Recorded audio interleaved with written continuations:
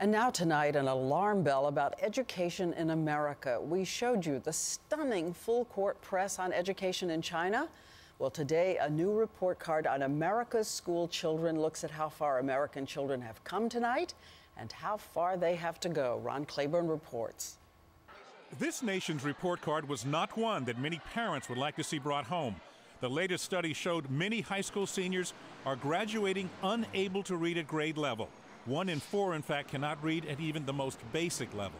This is an education electrocardiogram, and what it says is that we're not making progress fast enough, and this patient needs to be shocked back into life. Still, the results were a slight improvement. I find it difficult to get excited about a 2-point increase. I'm happy that it didn't go down, but I don't see any reason to expect that it should have gone down. But overall, the findings were alarming.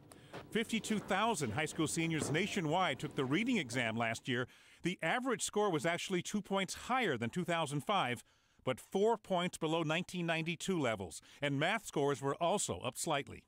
Education Secretary Arne Duncan said today in a statement, today's report suggests that high school seniors' achievement in reading and math isn't rising fast enough to prepare them to succeed in college and careers. And when you drill down into the numbers, the picture is even more sobering. Just 38% of 12th graders were proficient in reading. Just 26% were proficient in math. The latest report also found that the scores of Black and Latino 12th graders lagged behind those of whites and Asians. There's a long way to go.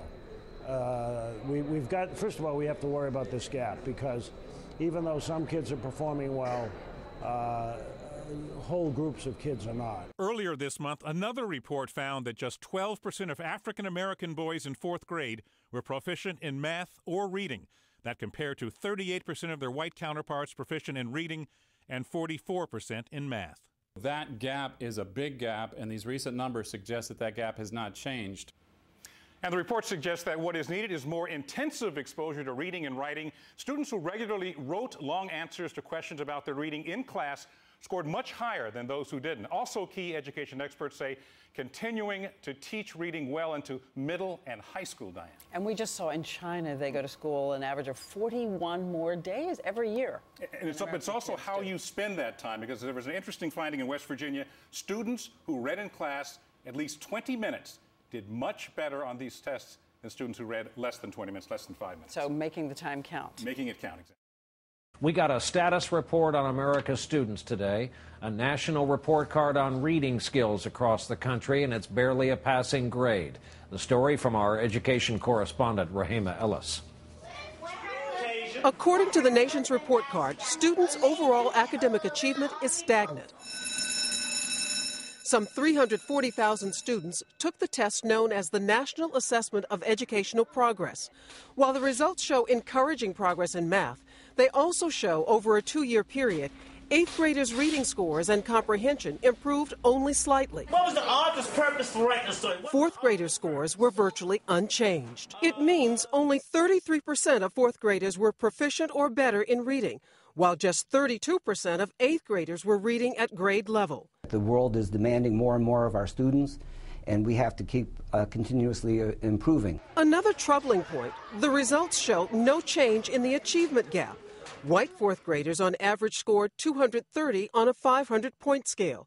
Hispanics and blacks scored 205, almost the same figures from the last time the tests were given. Today's report focuses more criticism on the landmark No Child Left Behind law, with some experts charging there's been too much testing and not enough teaching, despite the billions of dollars spent on the program. I think part of it is an obsession with tests. Students need to love to read. They had dirty clothes on. Yet, contrary to the national trend, some states have shown progress. At Leckie Elementary School in the nation's capital, where students have been among the worst readers, Principal Jamal Wright says their scores have jumped 10%. We specifically target those kids who aren't reading on grade level, and we work with them, we provide interventions for them. Tell me something about the story. Tonight, more proof America's schools have to work more on the fundamentals to get a better report card. Rahima Ellis, NBC News, New York. We turn now to education and a brand new report about a glaring failure in teaching American children. More than 50 years after Sam Cooke sang that song, Don't Know Much About History, We learned today that only 12% of U.S. high school seniors are proficient in the legacy of America's past. Ron Claiborne on the new national report card. The results of the tests are stunning. The overwhelming majority of American students in 3 grades ignorant about some basic facts about American history.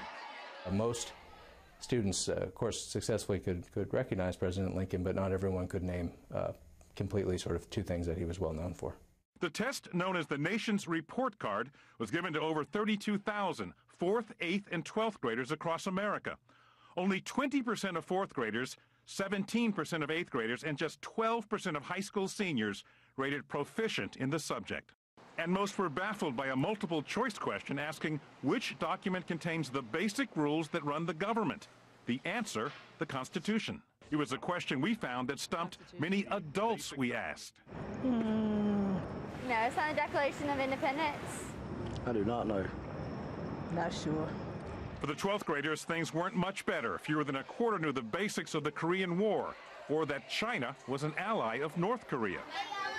There was some good news in the report, as bad as it was. Overall, the younger grades, 4th and 8th graders, have made improvements since 1994. Still, the findings are sobering. Educators racing to find out why, for many American students today, learning the nation's history is a thing of the past. Ron Claiborne, ABC News, Durham, North Carolina. And if you want to check your knowledge against those questions, head to abcnews.com/worldnews and take the sample history test.